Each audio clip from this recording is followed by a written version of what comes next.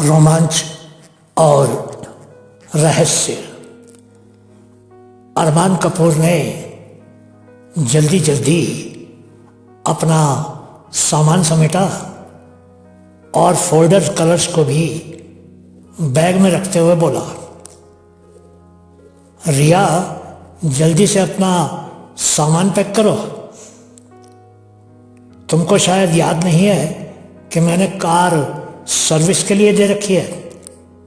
जल्दी चलो, नहीं तो कोई गाड़ी नहीं मिलेगी। आगे ही बहुत देर हो गई है। रिया की आवाज आई, आ रही हूं, बस 1 मिनट। कल की प्रदर्शनी के लिए कुछ तैयारी बाकी थी, बस वही कर रही थी। बस में आ गई, सब हो गया। रिया ने बैग उठाया और वो आगे आगे जा रहे अरमान के पीछे पीछे चलने लगी। अरमान थोड़ा गुस्से में था। उसको अगले दिन होने वाली प्रदर्शनी का तनाव था। दिन भर के काम से भी वो काफी थक गया था। वो बिल्कुल चुपचाप चल रहा था। पीछे आती हुई रिया ने कहा, अरमान तुम ऐसा करो, अपनी एक सेल्फी निकाल लो। इस फूले हुए मुंह वाली सेल्फी को कल प्रदर्शनी के गेट पर ही लटका देंगे। लोग समझेंगे कि शायद वो भी कोई पुरानी पेंटिंग ही है। रिया इतनी गंभीरता से बोली कि अरमान की हंसी छूट गई। कुछ देर के बाद वो दोनों हाथ में हाथ डाले आर्ट गैलरी के गलियारे से होकर बाहर सड़क पर आ गए थे। वो प्रसिद्ध मुगल आर्ट गैलरी थी। उन दोनों की मुलाकात तब हुई थी जब वो दोनों साथ साथ फाइन आर्ट्स में डिप्लोमा कर रहे थे। दोनों ही बहुत प्रतिभाशाली कलाकार थे। पढ़ाई पूरी होते होते उन दोनों ने शादी करने का फैसला कर लिया था। उस मुगल आर्ट गैलरी को दोनों ने खुद पैसे कमाकर बनाया। अब उनकी इस संस्था में बहुत से छात्र पढ़ाई करने, अपनी कला दिखाने के लिए आते थे। अगला दिन उन दोनों के जीवन का सबसे महत्वपूर्ण दिन था, क्योंकि उस दिन उन दोनों के चित्रों की पहली प्रदर्शनी लगने वाली थी। जब दोनों अपनी आर्ट्स गैलरी से बाहर आए तो सड़क पूरी तरह से सुनसान थी। अरमान ऐसा करते हैं, टैक्सी बुक कर लेते हैं। जैसे ही अरमान ने जेब से अपना मोबाइल फोन निकाला, ठीक सामने एक बस आकर खड़ी हो गई। बस का दरवाजा एक झटके से खुल गया। अरमान ने कंडक्टर से पूछा, भाई क्या ये बस सिविल लाइंस जाएगी? बस पूरी भरी हुई थी, बस बैक सीट खाली दिखाई दे रही थी। दोनों तरफ की सीट के बीच बनी लेन से गुजरते हुए दोनों पीछे तक जा पहुंचे। उस लेन से गुजरते हुए अरमान ने एक बात महसूस की कि सभी के चेहरे नीचे झुके हुए थे। अरमान ने ये बात जब रिया को बताई तो वह बोली, रात का समय है, ज़्यादातर लोग सो ही रहे होंगे। उनके बैठते ही खट की आवाज़ से मेन डोर बंद हो गया और घर की आवाज़ के साथ बस चल दी। रात गहराती जा रही थी। रिया के साइड में एक करीब 10-12 साल की लड़की बैठी थी। रिया उसको देखकर मुस्कुराई, लेकिन वह पत्थर की तरह बैठी रही।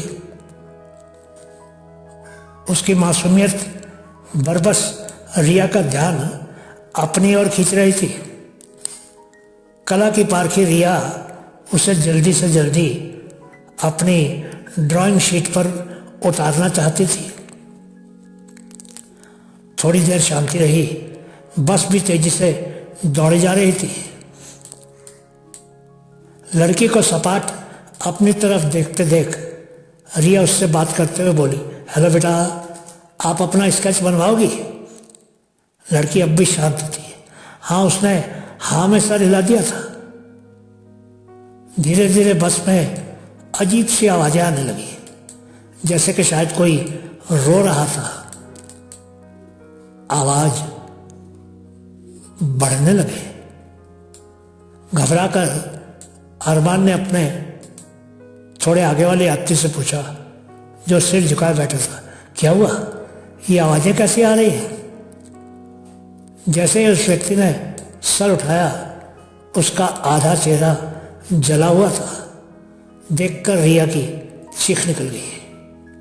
वो व्यक्ति बोला, शायद आगे किसी को कोई चोट लगी है, इसलिए रो रहा है। बस में रुदन बढ़ता जा रहा था। रिया ने देखा बराबर बैठी लड़के का चेहरे पूर्व पत्थर समान ही था, लेकिन उसकी आंखों से लाल आंसू बह रहे थे। अरमान और रिया अब पूरी तरह से घबरा चुके थे। अरमान ने खड़े होकर जोर से चिल्लाना शुरू कर दिया, बस यहीं रोक दो, हमें यहीं उतरना है। लेकिन बस थी कि रुकने का नाम ही नहीं ले रही थी। बस में लाइटें भी तेजी से जलने बुझने लगी। अरमान रिया को लेकर पीछे वाले एग्जिट गेट तक आ चुका था। अगले स्टॉप पर बस के थोड़ा हल्का होते ही वह रिया को लेकर कूद गया। थोड़ी गति में होने के कारण रिया और अरमान को हल्की चोटें आई थी। बस तेजी से आगे निकल चुकी थी। अरमान ने उठकर रिया को सहारा देकर उठाया। अब दोनों बस जल्दी से घर पहुंचना चाहते थे। वहां से दोनों ने कैब बुक कर ली। घर पहुंचने तक रिया बेहद घबरा गई थी। अरमान ने उसको पेन किलर देकर सुला दिया। गिरने से उसे खुद भी चोट आ गई थी।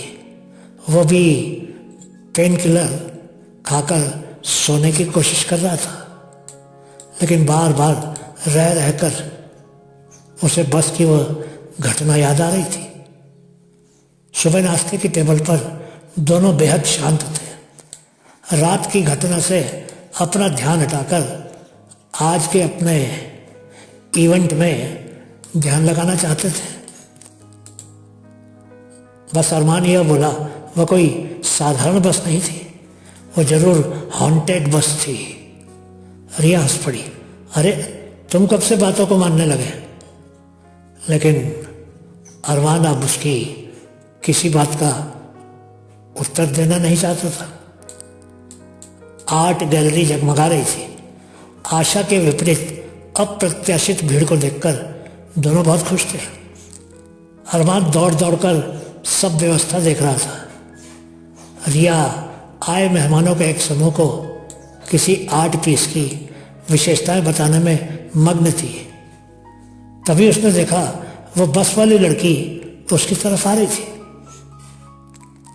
उसको देखकर रिया तेजी से उसके पास गई।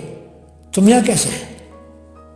पूछने पर वह लड़की बोली, आपने ही तो कहा था कि तुम्हारा स्केच बनाना है, तो मैं बाबा के साथ आई हूं। अरे बुलाओ बाबा को, कहा है वो? रिया ने एंट्रेंस की तरफ झांकते हुए पूछा। वो मुझे छोड़ गए, आप तब तक मेरा स्केच बनाएंगे? अभी आते होंगे।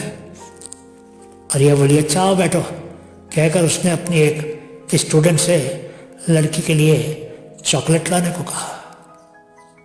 उसने अरमान को भी मैसेज कर दिया कि वह वहाँ आ जाए। वो जल्दी से जल्दी अरमान को दिखाना चाहती थी कि देखो ये लड़की आई थी। अरमान मन में उस बस के लिए गलत बात पाले बैठा था। रिया उस लड़की को बिठाकर स्केच बनाने लगी। मैडम, ये चॉकलेट किसको देनी है? चॉकलेट वाले स्टूडेंट ने जब रिया से पूछा तो रिया बोली, अरे इस लड़की को। और उस लड़की की तरफ मुंह करके बोली, अरे बेटा, मैं तो आपका नाम पूछना ही भूल गई। तब तक अरमान भी आ चुका था। वो बोला किससे मिलवाना है? वो परेशान था, उसके हाथ में अखबार था। मैडम आप किससे बात कर रही हैं? यहाँ तो कोई भी नहीं है। रिया को चॉकलेट देता हुआ वो स्टूडेंट आगे चला गया। अब रिया के माथे पर पसीना आ गया था। देखो रिया, हम जिस बस में बैठे थे उसका कल सुबह ही एक्सीडेंट हो गया था और सारे यात्री मारे गए थे। अरमान की आवाज़ उसके कानों में दूर से आती महसूस हो रही थी। सामने बैठी लड़की मुस्कुरा रही थी। कोई मुझे नहीं देख पाएगा, सब भूत समझते हैं ना मुझे। आपने मेरा स्केच बनाने को कहा था, मैं सिर्फ आपको दिखूंगी। आप मेरे बहुत सारे स्केच बनाना। रिया की आवाज़ उसके गले में घुटती हुई महसूस हो रही थी और उसके हाथ बिना उसके नियंत्रण के उस लड़की का स्केच बनाने में व्यस्त थे। बहुत बहुत शुक्रिया।